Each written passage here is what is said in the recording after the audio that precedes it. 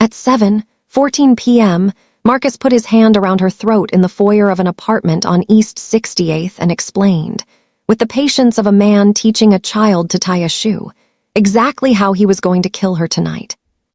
"Sweetheart," he said. He was smiling. His thumb was on the small, soft place under her jaw, the way you'd hold a kitten you weren't sure yet whether to keep. "I want you to listen to me very carefully because I want you to understand. I'm going to drive you upstate. I'm going to drive you to the lake house. I'm going to take my time. I have been thinking about how to take my time, Elena, for a long time now, longer than you know, and I want you to think about that on the drive.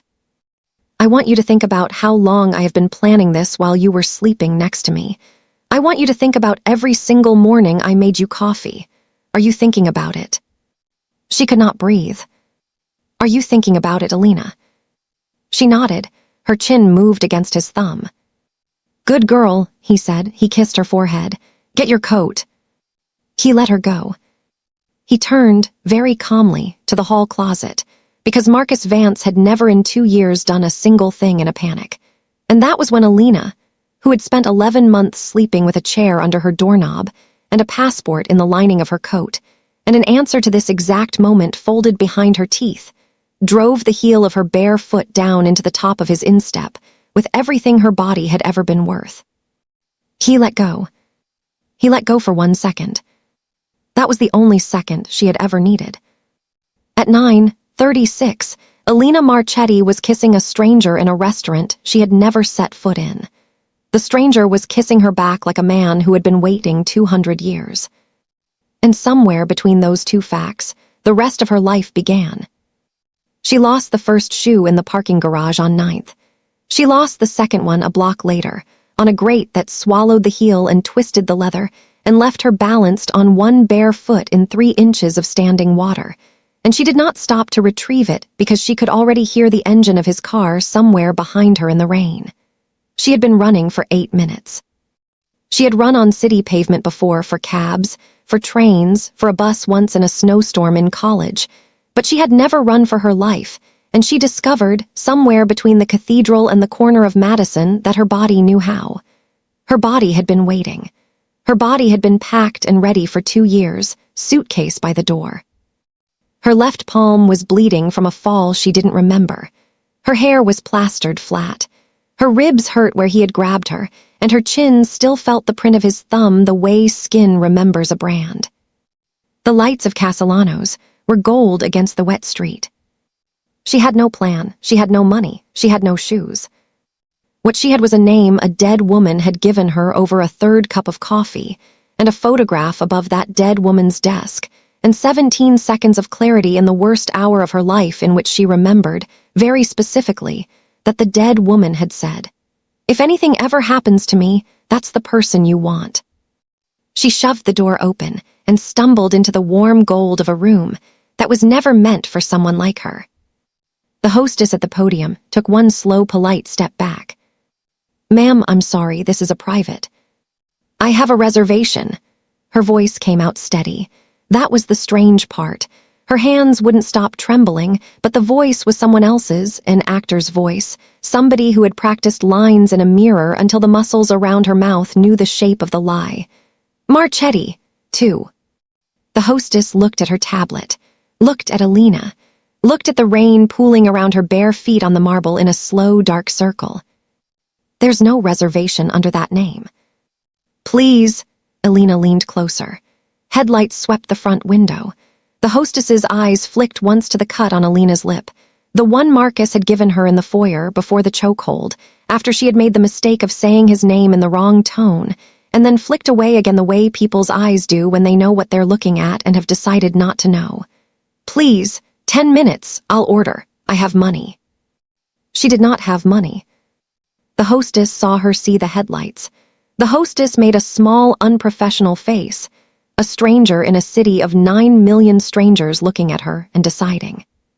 "Of course, Miss Marchetti," the hostess said. She closed the tablet. "Right this way." They walked, past the open dining room, past the velvet rope, past the small black sign that said reserved in a font that meant asterisk don't ask. She was not seating Elena at a table.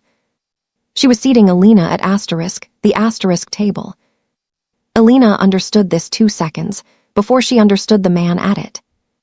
He was alone, a glass of something dark in front of him, untouched. A linen napkin folded across his thigh with the precision of a man who did not waste motion. His suit was charcoal. His shirt was black. His watch was the kind of watch you only wore if you wanted other men with watches to know exactly what you were saying. His hair was dark and combed back and just long enough to suggest he didn't care what the front office thought of him, which probably meant he was the front office. He looked up. His eyes were the color of wet slate. For 1 full second the room went quiet inside her head. The clatter of cutlery dropped to nothing. The violin in the corner stopped. Somebody at a far table laughed, and the laugh arrived from the bottom of a well. She had walked past 4 senators and a magazine cover, and a man whose face she had seen on the front of the * Wall Street Journal last Tuesday, and not one of them had registered, because every system in Elena's body had just narrowed to 1 point in a charcoal suit, and the 1 point was looking back. "I'm sorry," the hostess said very quickly, very quietly. Mr. Castellano, Sit down." He didn't say it to the hostess. He said it to Elena. He didn't raise his voice. He didn't gesture.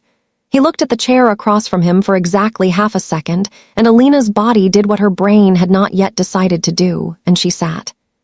The hostess fled. Headlights swept the front window again. Her whole body went cold under the warm gold light. "Breathe," he said. In," he watched her, "out again." She breathed. He watched her do it. He did not pretend not to. He watched the way men in war rooms watch satellite maps, full attention, no commentary, and a private calculation she could not see. "Tell me your name." "Elena." "Elena what?" "Marchetti." Something moved in his face. It was very small. It was gone before she could be sure she had seen it. He set the napkin on the table. "Elena Marchetti," he said, slowly, like he was tasting the syllables. "All right, Elena Marchetti. Are you bleeding anywhere I should be worried about?" "My hand, my lip." "Anywhere I can't see?" "My ribs, my throat."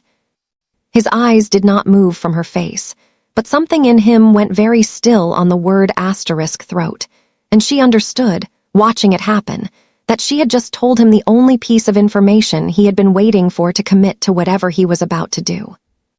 "Are you running from a man?" "Yes." "Is the man in this restaurant?" "Not yet." "Will he be?" "Yes." The man Castellano, the hostess had said, and her brain finally caught up with the name, * Castellano, Dario Castellano, * the name that was on the front of newspapers when a senator's son turned up dead, the name people in the city said in the same careful voice they used for cancer. Dario Castellano picked up his glass for the first time. He did not drink from it. He turned it once, slowly, between his thumb and middle finger. "How much time do I have?" "Maybe 4 minutes." "Then we'll need to be efficient." He set the glass down. "Elena, I'm going to ask you a question, and you're going to answer me without thinking about whether you should. Yes or no. Do you understand?" "Yes." "Do you trust me?" "No." "Good." A flicker, almost a smile, killed in the cradle. "Smart girl. Second question, do you have a better idea?" "No." "Then in about 30 seconds I'm going to take your hand.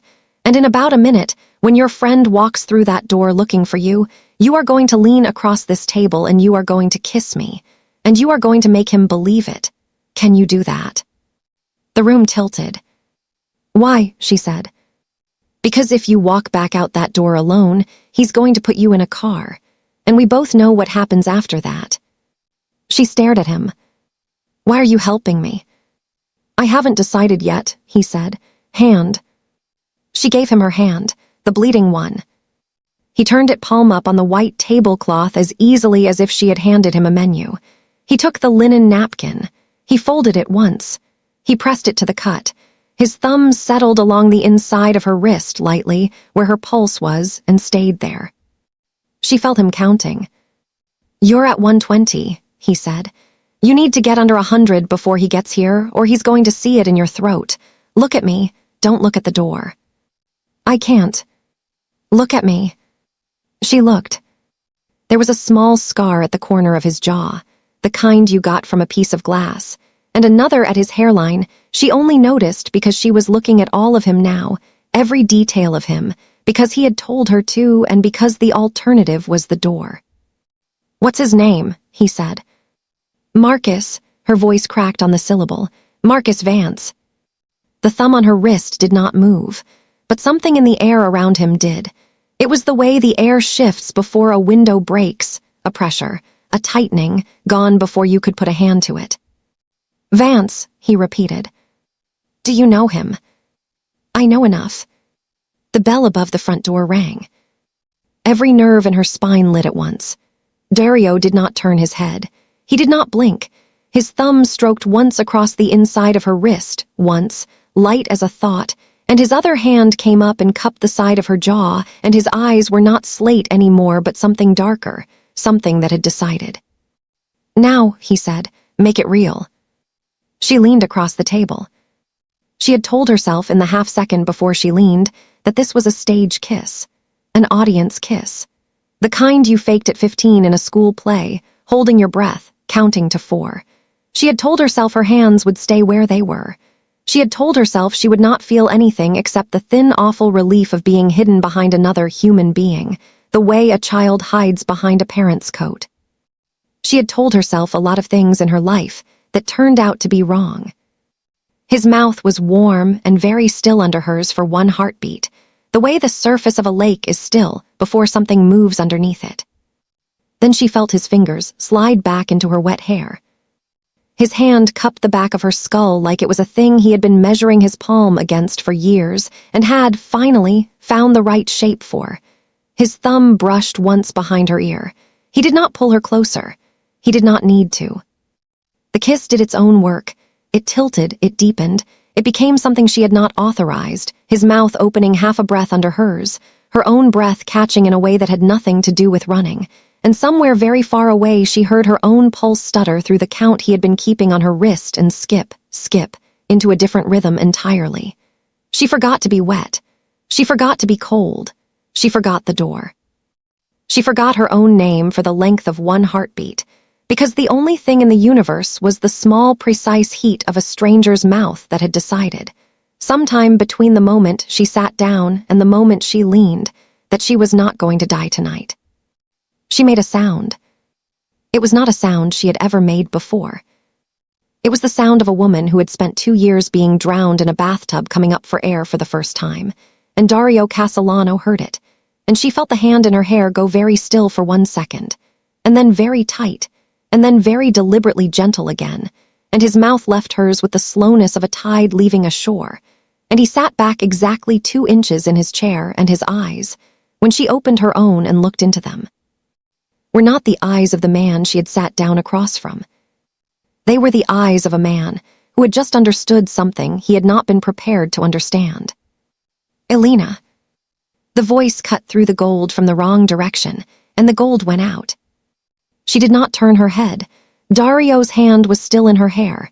He looked past her at the man at the velvet rope, and his face was a courtesy.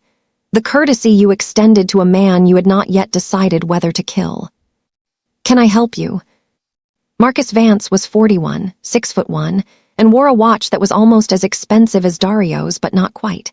He had the build of a man who paid for the gym and the face of a man who had been told he was handsome since the 7th grade. His shirt was wet across the shoulders. His tie was loose. His left hand was in his coat pocket, and Elena, who had spent 2 years learning the geography of Marcus's hands, knew exactly what was in the pocket, and her breath stopped. Dario saw it stop. His hand, the one that had been in her hair, came down and rested on the table, and it rested very specifically on top of her hand, and the thumb that had counted her pulse counted it again, lightly, twice, like a metronome telling her to breathe. She breathed. "Elena," Marcus said again. He was smiling. He was always smiling. "Sweetheart, there you are. We were so worried." Dario said. "I'm sorry." "You said asterisk, we were worried." Dario tilted his head a 1/4 inch. "Who else is worried?" Marcus's smile cracked, just for a fraction. He recovered fast. He had been doing it for 41 years. My family, friends. Elena's been having episodes, you understand. It's an illness. It's not her fault. We've been looking everywhere. Episodes. She doesn't always know where she is, or who she's with. How interesting. Dario did not look at Elena. He kept looking at Marcus. The thumb on her hand kept its quiet rhythm. Because she introduced herself 10 minutes ago by her full legal name, and she gave me the address of a building 2 blocks from here, and she has been answering my questions in complete sentences, including the one about whether you have a permit for what's in your left coat pocket. Which, Mr. Vance, you do not. Marcus's face did the thing faces do, when a man who has spent his entire life walking into rooms and being the most dangerous thing in them realizes, abruptly and without warning, that he has walked into the wrong room. I am going to do you a favor, Mr. Vance, Dario said. He still had not raised his voice. Because Elena asked me to with her eyes twice since you walked in, so listen carefully. You're going to turn around. You're going to walk back out that door. You're going to get in your car. And tomorrow morning, you're going to sign a piece of paper my lawyer is going to have on your desk by 9. And the piece of paper is going to say a number of things, and you are going to sign all of them, and then you and I will never speak again. Are we clear? You don't know who you're talking to. On the contrary, Marcus, Dario smiled. It was the smile of a man putting a knife back in a drawer where he could reach it later. I know exactly who I'm talking to. I have known for about 18 months. The question all this time was what to do about it. And tonight, entirely by accident, I want you to understand that, Marcus, it was entirely by accident. Your girlfriend walked into my restaurant and answered the question for me. She's lying to you. Probably. Dario's thumb did not stop moving on Elena's hand. But I find I don't care. Out, Marcus, now, before I stop being polite. 2 men appeared at Marcus's elbows. They had simply been there, suddenly, the way furniture is there. They were not large, particularly. They were just very still and very patient, and one of them was holding the door open. Marcus looked at Elena. For the first time all night, she looked back. She did not say anything. 2 years of words had gone somewhere she could not get to. She just looked at him, with Dario Castellano's thumb on the back of her hand, and she let him see her face. Marcus saw her face, and something in his shoulders went very small. He turned. He walked out. The bell rang again. The 2 still men closed the door behind him, very gently, and one of them turned the small sign so it now read closed, and somewhere in the restaurant a violinist who had stopped playing began to play again. Dario Castellano took his hand off hers. Drink this. He pushed his glass across the tablecloth, slowly. She picked it up. Her fingers were not shaking anymore. That was worse, somehow, than the shaking had been. Who are you? She said. I'm a man, he said finally, who has been waiting for someone to walk into this restaurant for a very long time. I didn't expect it to be you. Who did you expect? Anyone with a reason. You had a reason. She drank. It burned. She had not eaten since lunch the day before. The burn helped. You said his name like you knew it. I did. How? Not tonight. His thumb tapped once on the white tablecloth. Tonight you're going to finish that drink, and then you're going to come with me because you can't go home. And the hotel you're thinking about isn't safe either, and I have a building 4 blocks from here with a door I can lock from the outside if that's what makes you feel safer. Tomorrow we'll talk about Marcus. Tonight you sleep. I don't know you. No, you don't. I just kissed you. His eyes did the small thing again. Yes, he said, you did. She finished the drink. The penthouse was quiet in the way. Only money knows how to be quiet. She sat on the edge of an enormous gray couch in a robe that was not hers, watching the rain track sideways across a wall of glass 41 floors above the street. Somewhere behind her, a kettle clicked off. She could not remember the last time someone had made her tea without expecting something for it. He brought her a cup. Sugar? No. Honey? No. Lemon? Just tea. He set it down. He did not sit. He stood at the window with his hands in his pockets, watching the rain, and Elena watched his reflection in the glass instead of looking at him directly. "Why did you help me?" "I told you. You told me you hadn't decided why." "I lied." His reflection in the glass was a tall, dark column with the city of Manhattan inside its shoulders. "I helped you because I have been looking for an excuse to put Marcus Vance in a hole for 18 months, he said. "He gave me an excuse tonight. You did. I'm not going to apologize for that, Elena, but I am going to tell you the truth about it because you've had enough of the other thing for one lifetime." "What did he do to you?" "He was quiet a long time.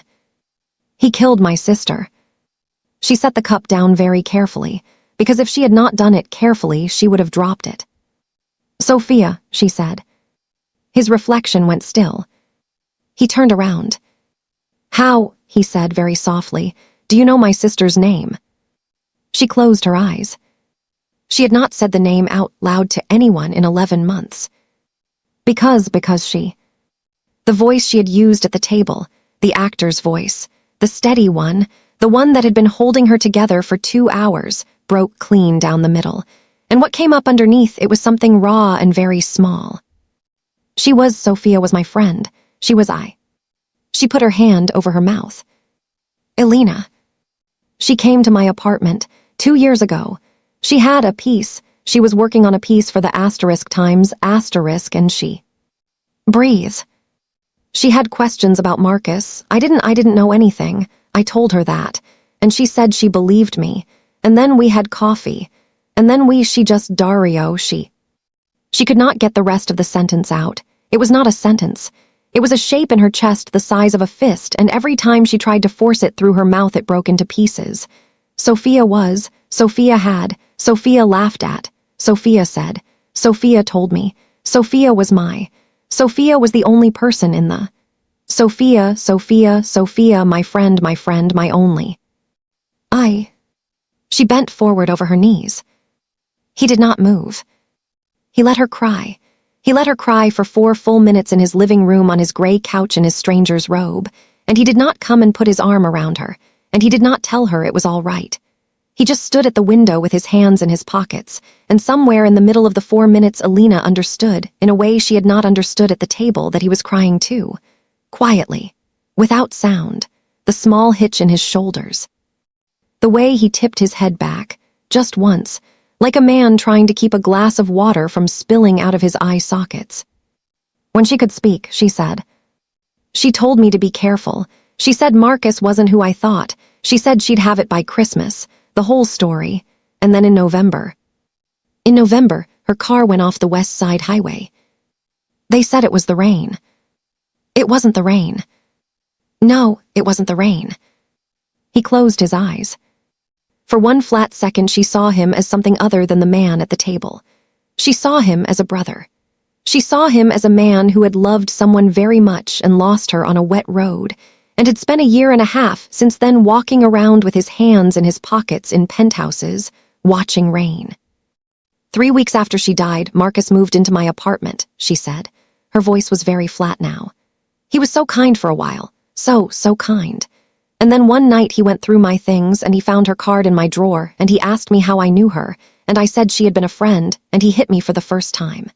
In the morning he told me he had hit me because I had made him insecure by hiding things from him, and that he forgave me and that we were going to be okay.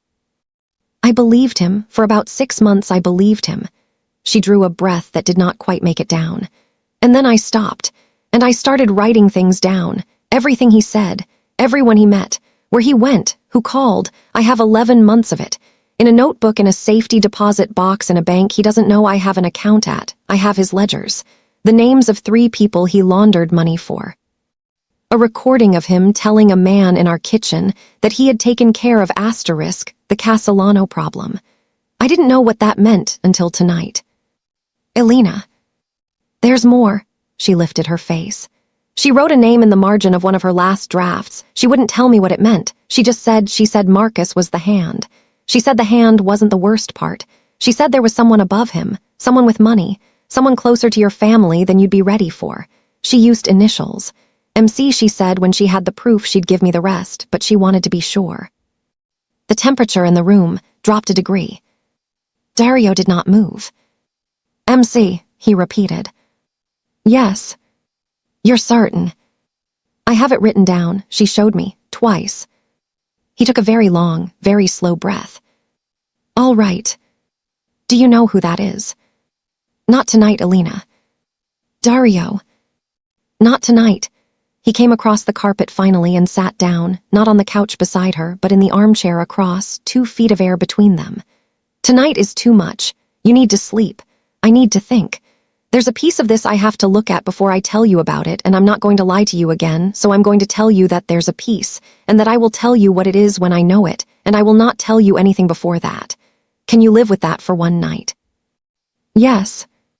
"Thank you." "I came to your restaurant tonight," she said, "because I knew what your restaurant was. I knew who you were.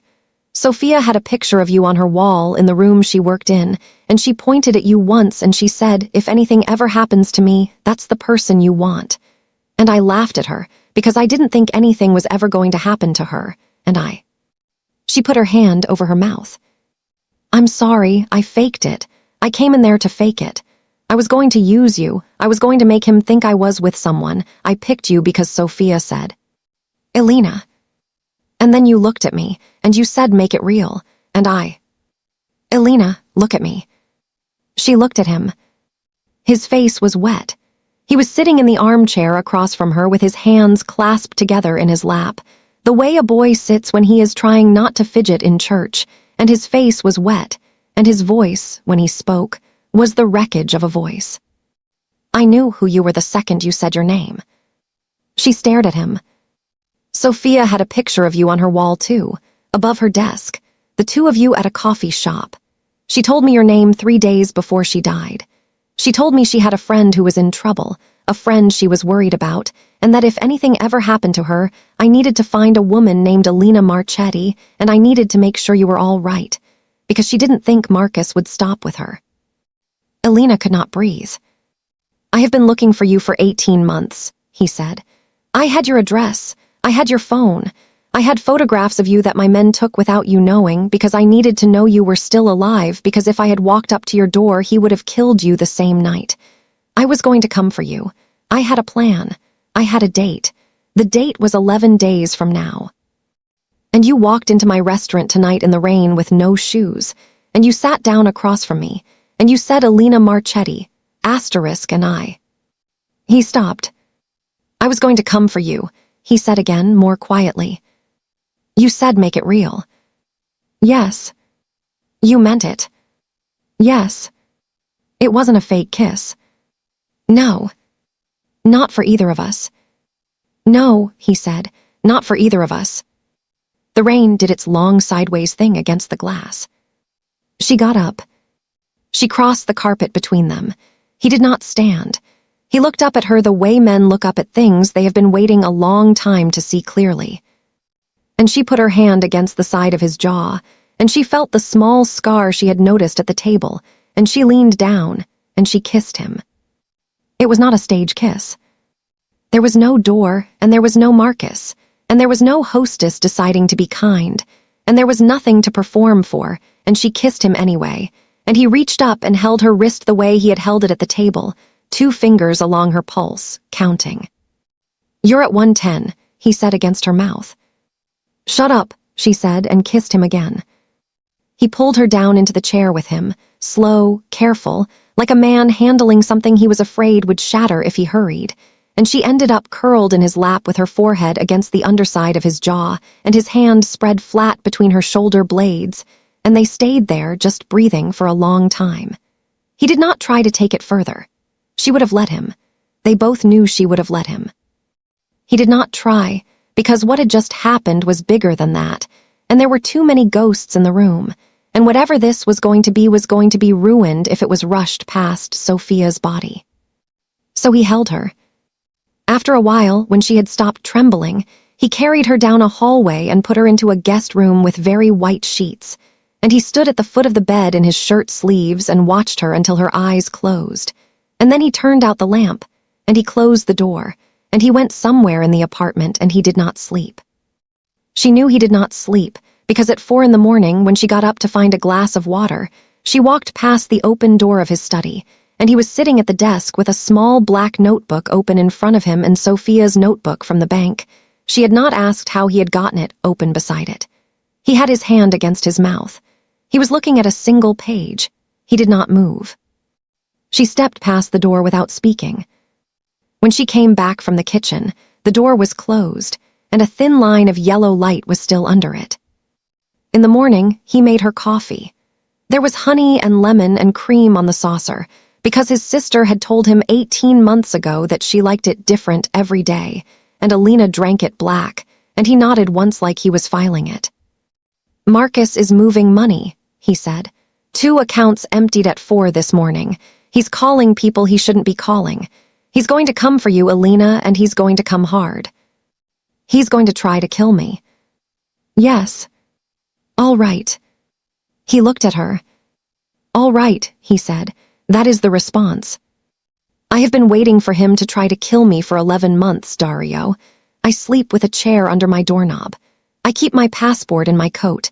I have $8,000 in cash and a notebook that will end his career in a bank in Queens. The only thing I didn't have was a way to use any of it without dying. And now I have you." "Yes," he said. His eyes did not leave her face. "Now you have me." The phone rang. Elena's phone. The cheap second one she had been carrying in a slit in the lining of her coat for 9 months.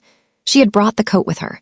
The phone had been lying on the kitchen counter like a small black weight she had been pretending not to look at, and when it rang very loud. Dario looked at the phone. He looked at her. "He has that number." "Yes." "How?" "I don't know, I never used it. I bought it at a bodega in Bushwick 11 months ago. He found it 3 weeks ago in my coat. He pretended not to find it. He's a good pretender." Her voice was thin. He must have written the number down. "Speaker," he said.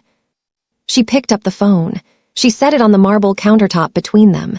She tapped the green circle. "Elena." Marcus's voice came through the speaker the way certain voices come through certain speakers in certain dreams. Slightly compressed, slightly far away, slightly more him than him being in the room would have sounded. Dario went very still. "Elena, sweetheart, it's me." She did not answer.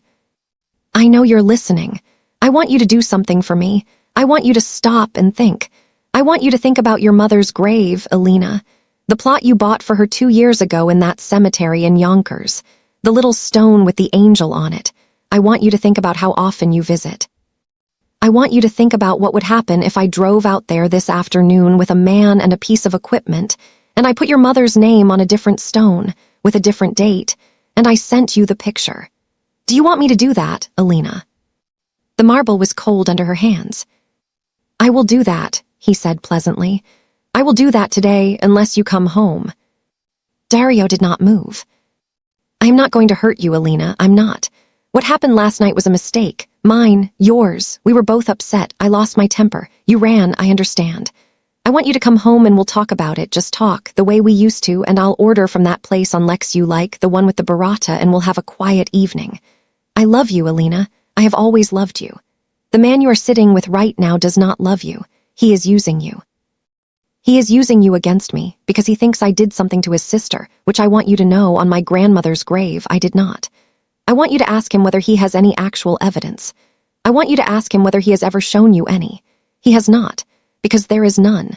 Because what happened to Sofia Castellano was a tragedy, sweetheart, and tragedies happen, and bad men sometimes need someone to blame. Dario Castellano is a worse man than I am. Just come home." A long pause. "Elena, sweetheart, don't make me drive out to your mother." Dario reached past her, very calmly, and tapped the red circle. The line went dead. She did not move for a moment.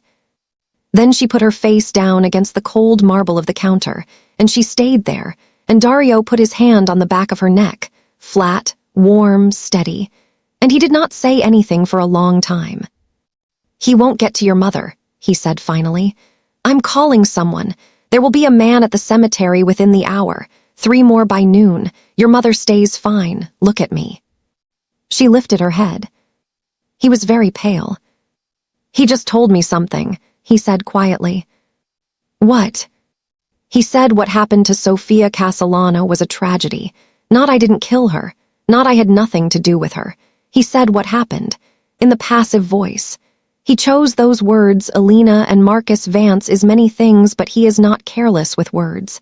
He just told me by accident that he was not the one who did it. She stared at him. He pulled the trigger. He cut the line. He was the hand, but he was working for somebody. The same somebody Sofia put in the margin. MC, he swallowed. Elena, I think I know who MC is, and I am not going to tell you yet. Not because I don't trust you, because I am not yet ready to say it out loud in my own apartment. All right. Today we take Marcus. Tomorrow I will tell you the rest. I promise you, today is for him. Today is for him, she said. He took her hand. He turned it palm up on the counter. He pressed his thumb very lightly against the inside of her wrist. You're at 98, he said, and his voice cracked on the *8, and Elena reached up with her other hand and put her palm against the side of his face, and he closed his eyes against her hand for 1 full second before he opened them again, and they got to work. By noon, they had a plan. By 2, they had a lawyer, an FBI agent named Reyes whom Sofia had been working with, and whom Dario had quietly known for a year, and a printer running off a copy of every page of Elena's notebook on archival paper. By 3, they had a meeting set for that night at a building on Lexington, where Marcus was going to be told he was sitting down with a buyer for one of his shell companies, and he was going to find when he opened the door that he was sitting down with 3 federal agents and a stack of his own ledgers. That was the plan. They were going to abandon by 6. They abandoned it because at 5:48 Reyes called Dario back and said very quietly that one of the agents who had been read in on the meeting had not gone home for lunch the way he was supposed to, and that his car had been seen by another agent who had once owed Reyes a favor, parked outside a building in Tribeca that Marcus Vance had used as a meet point twice in the last 6 weeks. He is going to know, Dario said when he hung up. He is going to know about the meeting. He is going to know we have the notebook. He is going to come tonight. Tonight. Before the meeting. He has to. He has to take the notebook, and he has to take you, and he has to do it in the next 4 hours. Or he is finished. He's coming here. He's coming here. All right, her hands were not shaking. What do we do? We wait, unless you want to leave. Elena, you can leave. I will put you in a car with 3 of my men in 20 minutes, and you will be in Montreal by sunrise, and you will live to tell people about this someday. And I will handle Marcus alone, and I will live with that. I want you to know that is the option. She looked at him. No. Elena. No, Dario. He came to my mother's grave through a phone. He came to my apartment with a key. He came into Sofia's life, and he got out alive, and tonight he is going to come into your home, and I am going to be in your home when he gets here. I am not going to Montreal. He was quiet for a long time. All right, he said finally. He went to a drawer in the kitchen island.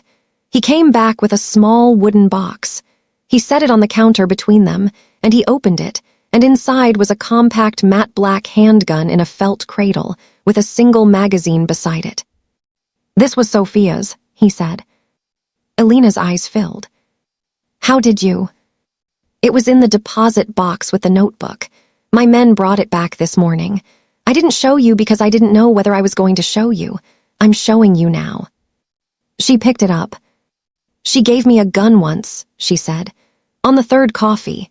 She said a woman who was going to be the one piece of evidence a man like Marcus couldn't explain away should have one. I never told you. I was going to tell you after. I never fired it. I didn't even know if it worked. It works. His voice was very low.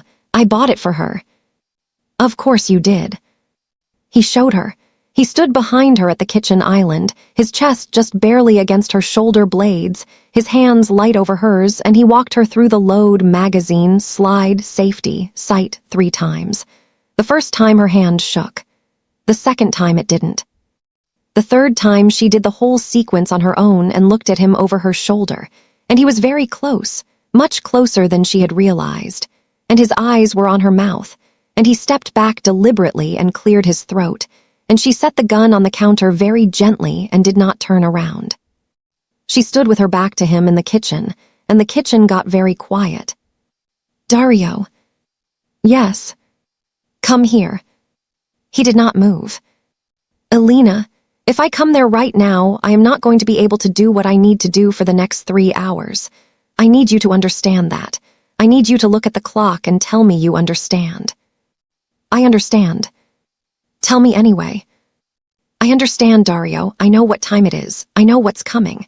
I'm not asking you to come here for that. I need you to come here for 1 minute. That's all. 1 minute.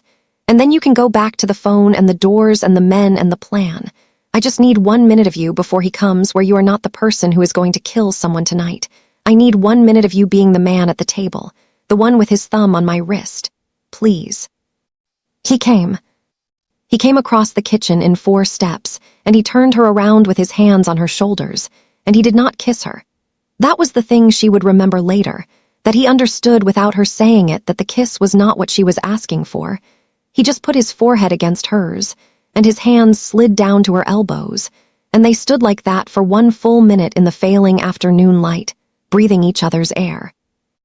And Elena understood for the first time in her life that there was a kind of intimacy that did not need a mouth, that did not need a bed.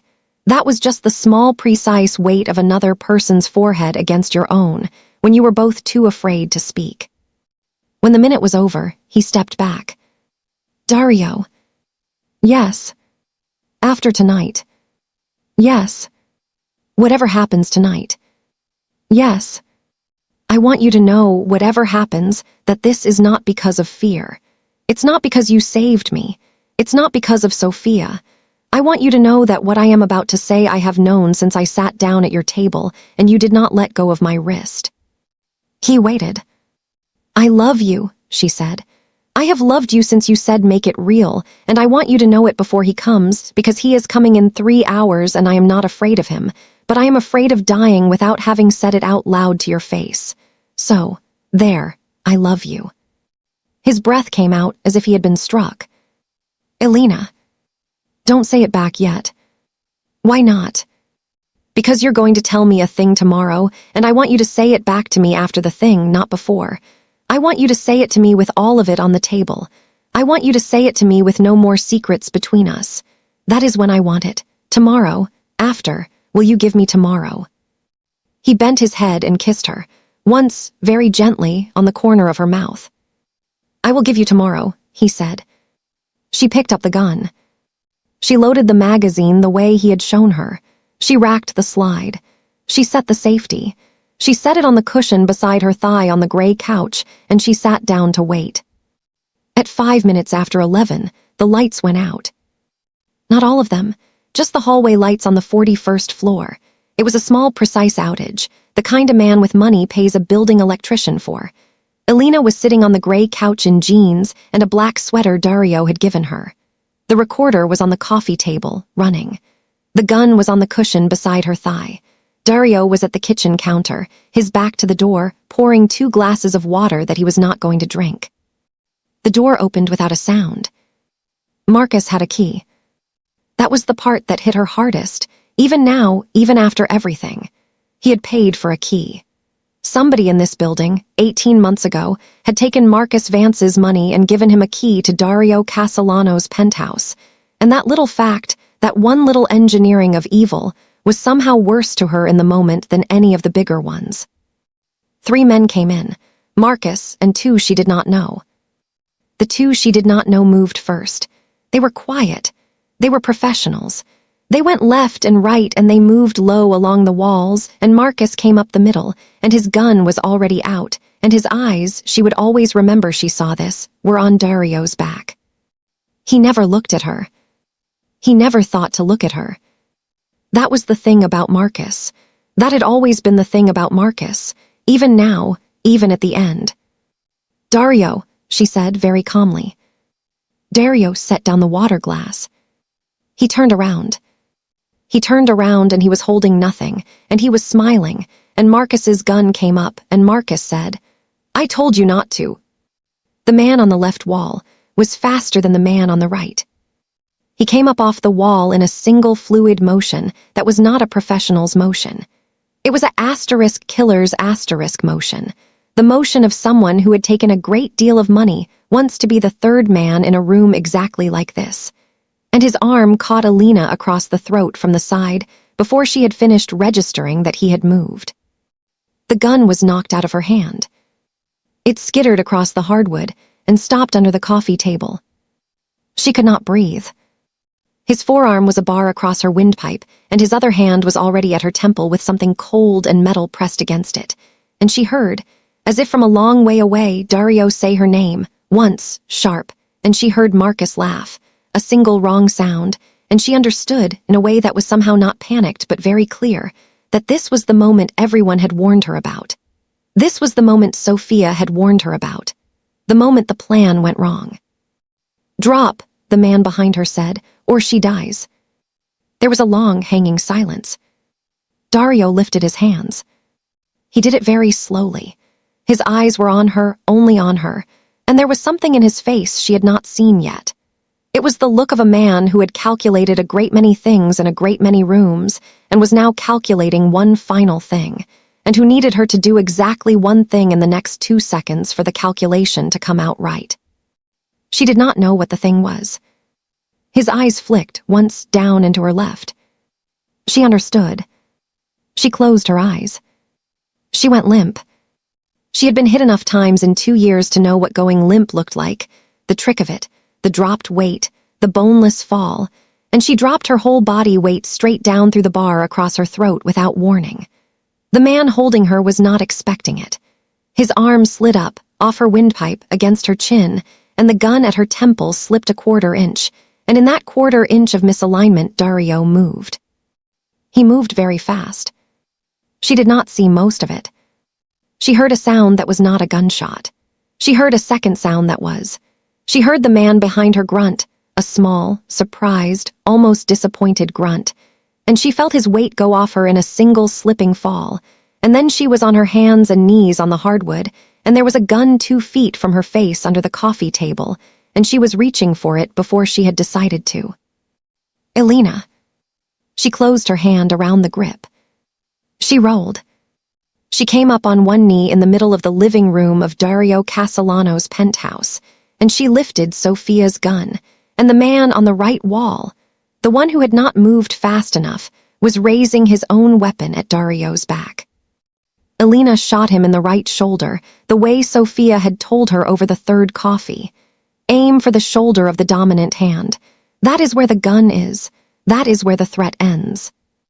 The gun came out of his hand. He dropped to one knee on the carpet.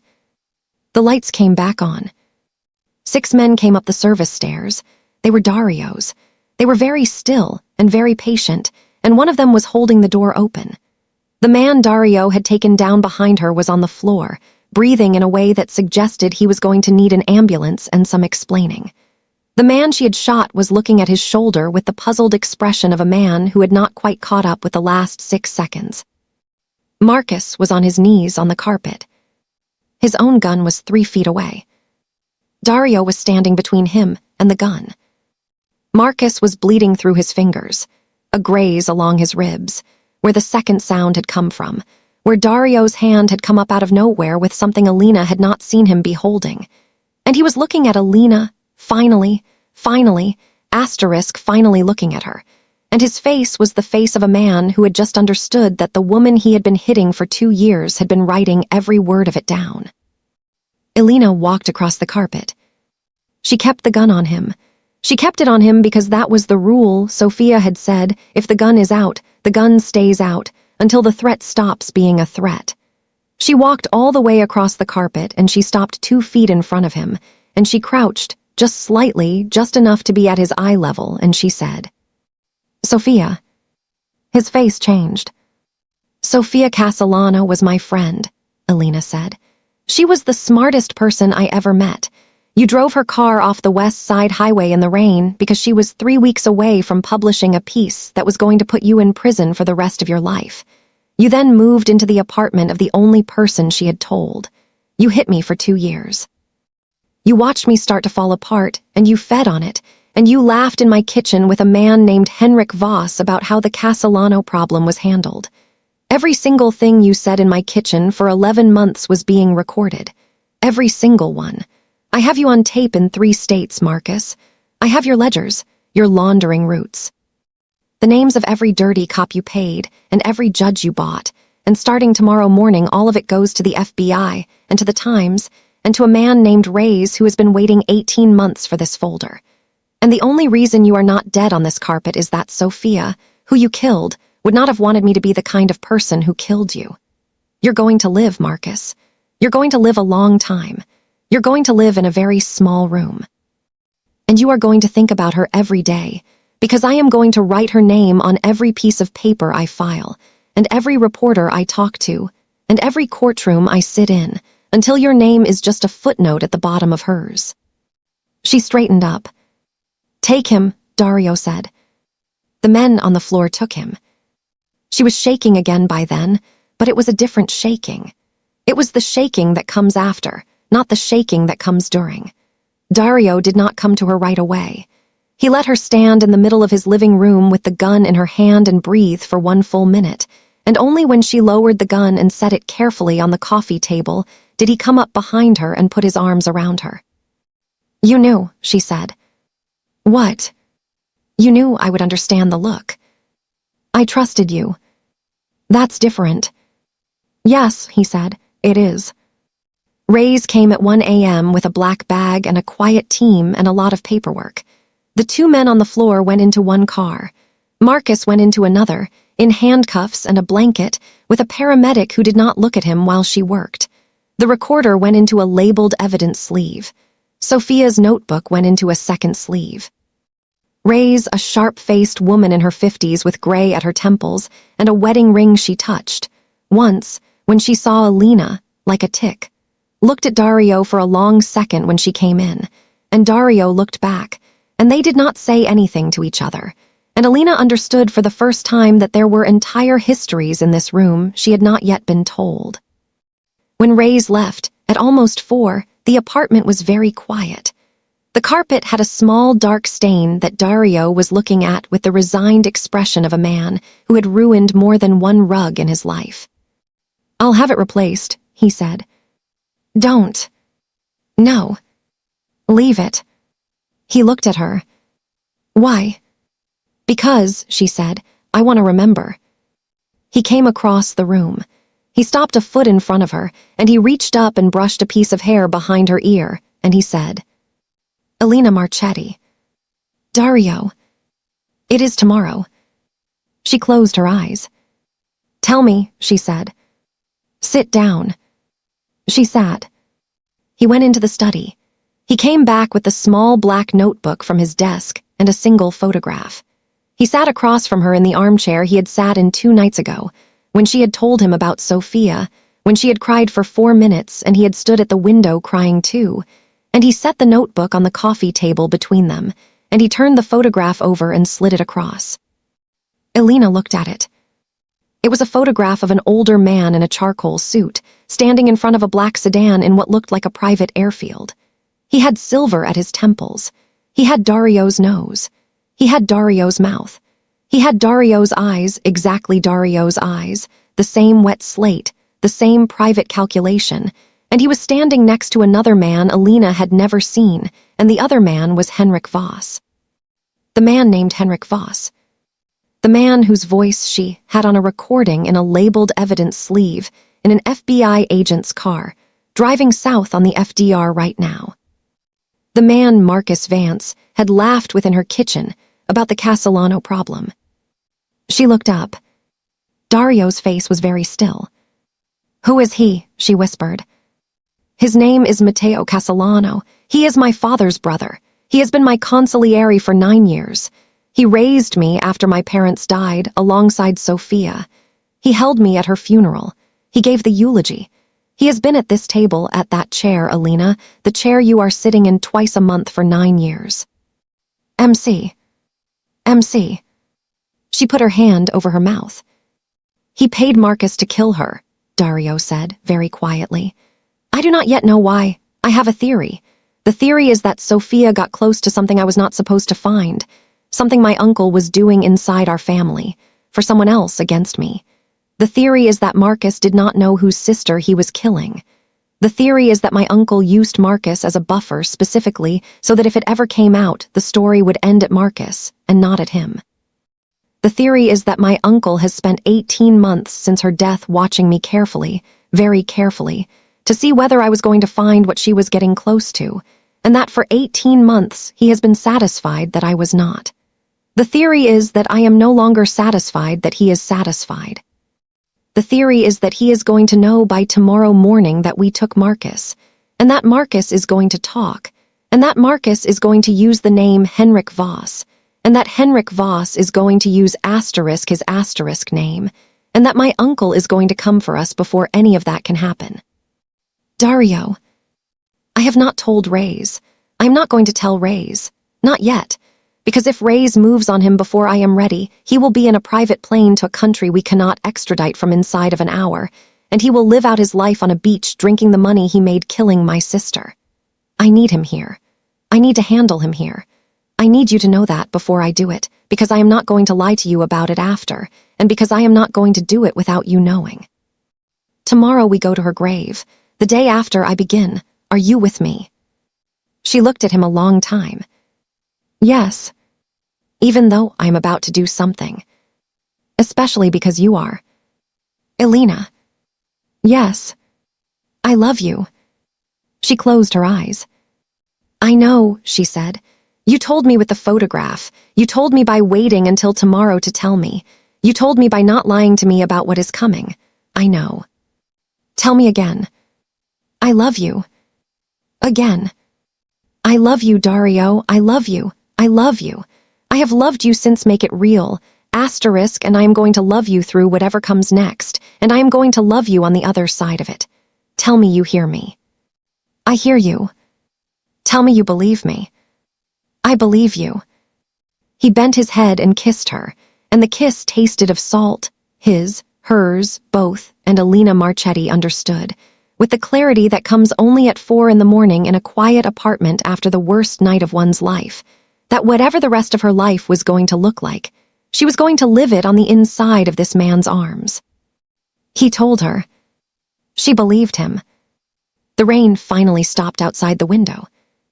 6 months later, on a clear, bright Tuesday in October, Elena Marchetti stood on a hill in a cemetery in Queens and put a bouquet of yellow tulips on a black granite headstone that read Sophia Maria Castellano, beloved sister, beloved friend, kept every promise.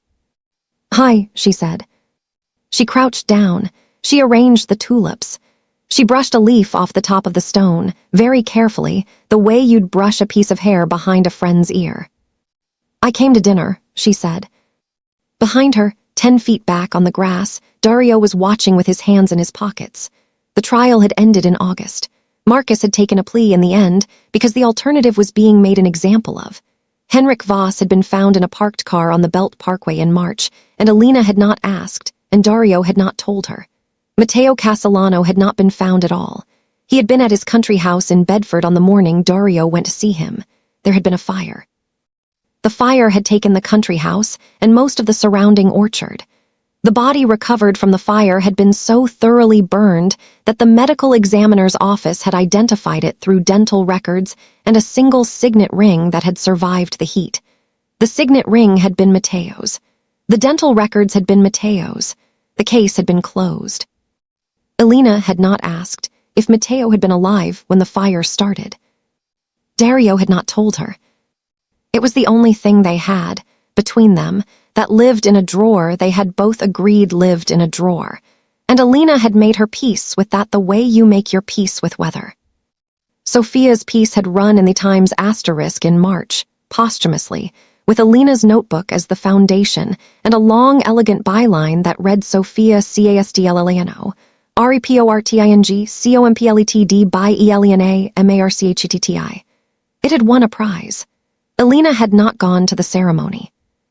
Dario had gone, alone, in a black suit, and he had accepted the prize on Sophia's behalf, And Elena had watched it on television from the gray couch in the apartment with the small dark stain on the carpet that they were never, ever going to replace.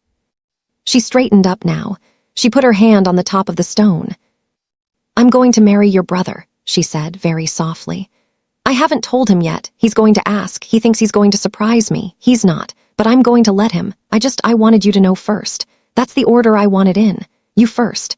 Then him. That's the way it should be because I would never have met him without you, and there isn't a day of my life from now on that you are not going to be in. So you should know first."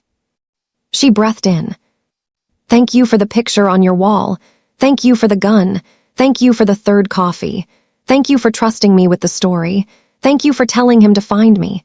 Thank you, Soph. Thank you for everything." She kissed the tip of her finger. She pressed it to the granite. She walked back down the hill. Dario was waiting. He had been crying a little and pretending not to, the way he did. She walked into him and he closed his arms around her, and they stood there for a while in the October sun. "What did you tell her?" he said into her hair. "That I was going to marry you." He went very still. "You're going to marry me?" "Yes." "I was going to ask." "I know." "On Saturday." "I know." At the restaurant, yes, at the table. I know, Dario, I have known for 2 weeks. Your mother is the worst secret keeper in the city of New York, and I love her very much." He laughed. It was the second time she had ever heard it in the whole 6 months. It was getting easier. They were getting there. She was going to make him laugh, she had decided, until laughing was the easiest sound he made. "Will you marry me?" he said. "Yes." Even though our story started with a fake kiss. Especially because of that. Why especially? She took his hand. She put it against her cheek, the way he had touched her at the table 6 months ago, when she was a stranger in a wet dress with a cut on her lip. "Because, Dario, of all the kisses I have ever had in my life, every single one, that's the only one that started as a lie and ended up being the truest thing I have ever done." She kissed him. The wind moved in the long grass. Somewhere down the hill, a groundskeeper was raking leaves. His phone buzzed in his pocket. She felt it against her hip, where her hand was resting. He went very still under her hand. "Don't look," she said quietly. "Not yet, 1 more minute." "Elena." "1 more minute, Dario, please." He gave her the minute. He gave her 2. He held her on the hill in the bright October sun 10 feet from his sister's grave, and he let her stand there in the warm autumn air with her cheek against his chest. And only when she finally lifted her head and nodded once, very small, did he take his phone out of his pocket and turn it over. She watched his face. His eyes flicked across the screen for the length of one breath. They went still, in the very specific way she had only ever seen them go still twice before. Once in a kitchen at 5 in the morning over a photograph of his uncle at an airfield. Once on the carpet of his living room in the half-second before his hand had come up out of nowhere with something she had not seen him be holding. He looked up. He looked at her. She did not say anything. "Elena, I know. You don't know what it is. It doesn't matter what it is. I know what your face looks like when it isn't over." He closed his eyes. He pressed his forehead against hers. "It isn't over," he said. "All right. Elena." "All right, Dario." She put her hand against the side of his neck, the way she had done it at 4 in the morning at his coffee table 6 months ago when he had told her about his uncle, and she had told him she was with him. "All right. Tell me when we get home. Tell me tonight. Tell me whatever it is, and I am going to listen, and we are going to figure out what to do about it, and we are going to do it together the way we did the last one. You are not going to do it alone. Not this time. Not ever again. Are we clear?" His breath caught against her forehead. "We're clear," he said. "Say it again." "We're clear, Elena." "Good." She kissed him once on the small scar at the corner of his jaw, the one she had seen across a white tablecloth 6 months ago and recognized later, in a different light, as the place where he had been hit once with a piece of glass at his sister's funeral by a man he had since put in a hole in a country house in Bedford. Whatever it is, she said. Whoever it is, we do it together. Together. Take me home. He took her hand. They walked down the hill together, in the only direction there was left to walk. The wind moved in the long grass behind them. The yellow tulips bent once against the granite and straightened and bent again. Somewhere very far away, a bell was ringing the noon hour. The phone in Dario Castellano's pocket buzzed a second time. He did not take it out. Not yet. He held his fiancée's hand, and they walked down the hill into the sunlight. And tonight he was going to make her tea without sugar, the way she liked it, and they were going to sit on a gray couch in an apartment with a dark stain on the carpet they were never going to replace, and they were going to begin again. Forward. Together. Into whatever came next.